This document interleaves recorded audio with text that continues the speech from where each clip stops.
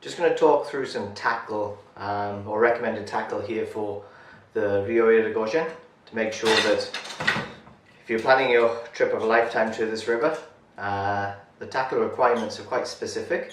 So this is just to make sure you bring exactly what you need for your trip to get most out of your experience and most out of the river.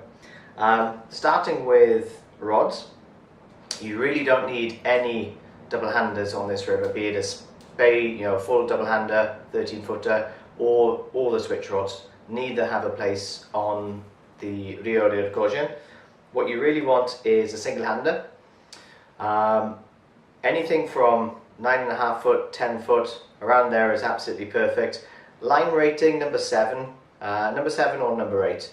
Don't go lighter, and you really don't need to go any heavier as well. Something around a 10 foot for a number 7 is absolutely perfect. For travelling purposes, this is a 4-piece, so if you are travelling down, that usually fits inside your case, which makes life a lot easier as well. So if you can get one 4-piece, all the better for it, but it doesn't really matter beyond that.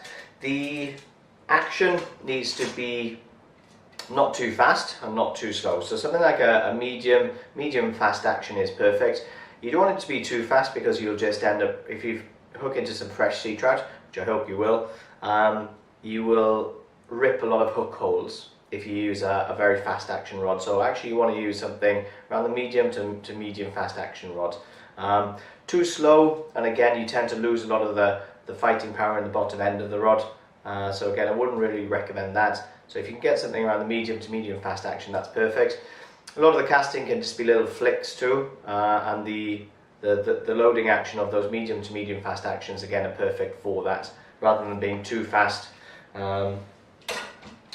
Reel, you need a decent drag system. It doesn't have to be that heavy in the drag department, but actually it needs to be very smooth. That's the key feature for sure, because the fish can do a lot of jumps, and they can just the turn and speed of the sea trout. You just need to handle that with a very smooth drag system, otherwise you'll end up snapping the nylon. It doesn't have to be anything more than that really, but it does have to be really smooth.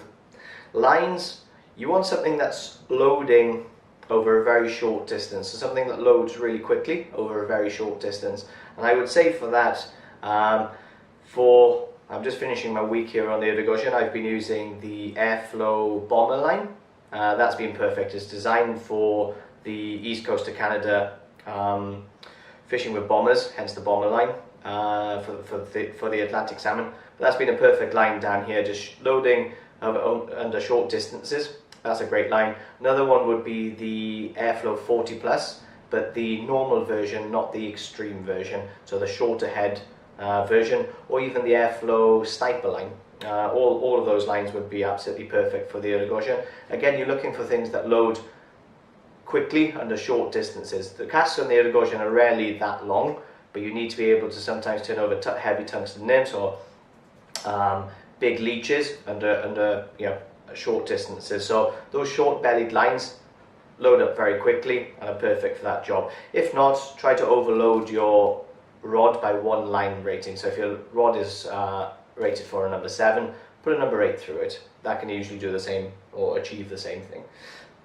You only really need to carry a floating line, so you don't need to bring lots of reels. Just 1 floating line is perfect. And what you do then, you bring lots of different tips. Okay, so anything from your intermediates all the way down to, I've got some pretty heavy stuff in there, probably down to a T14, but everything from your intermediate all the way down. So just carry a range of tips along with your floating line, and then you're really well covered for the Irigoyen.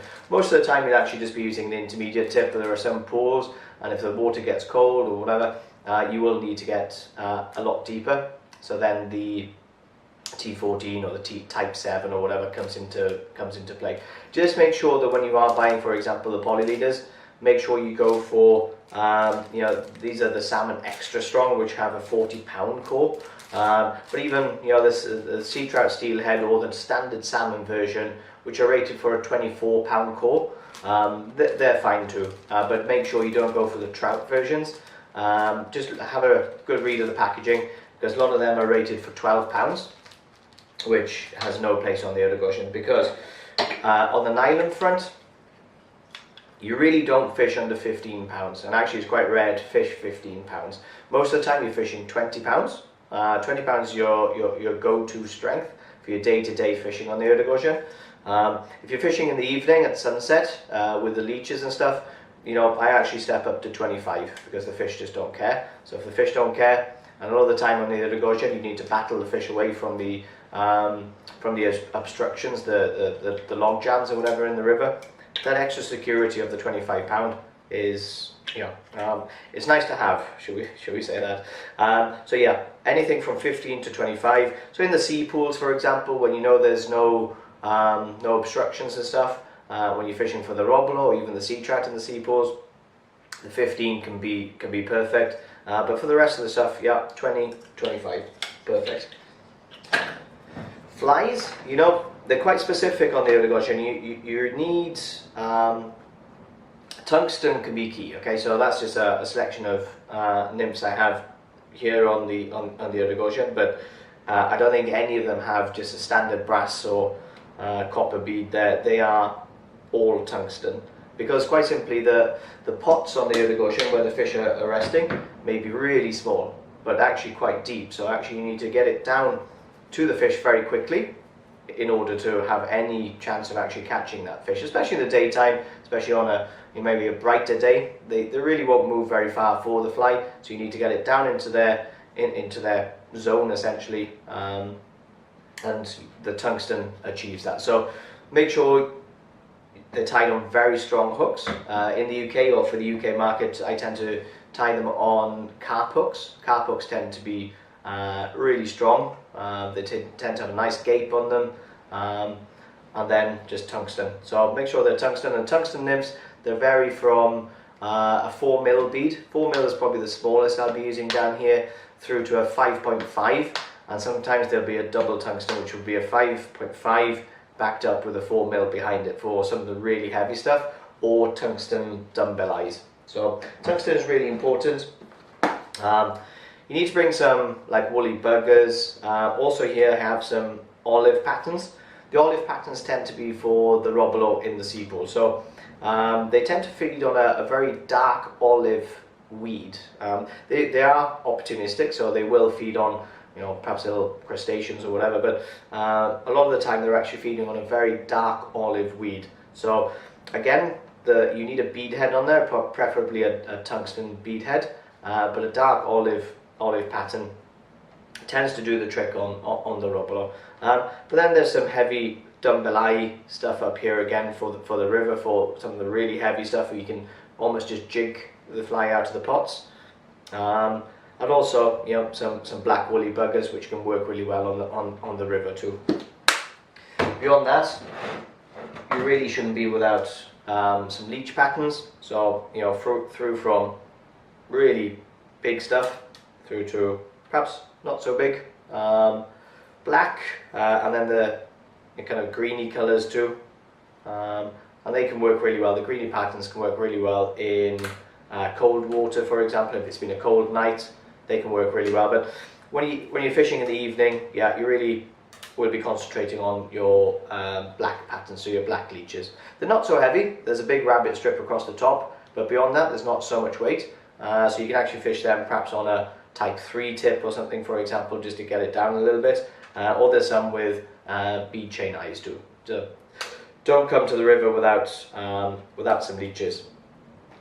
The only other real pattern that I would highly recommend for the Irigoyen is the sunray shadow, which, you know, it's just a devastating pattern.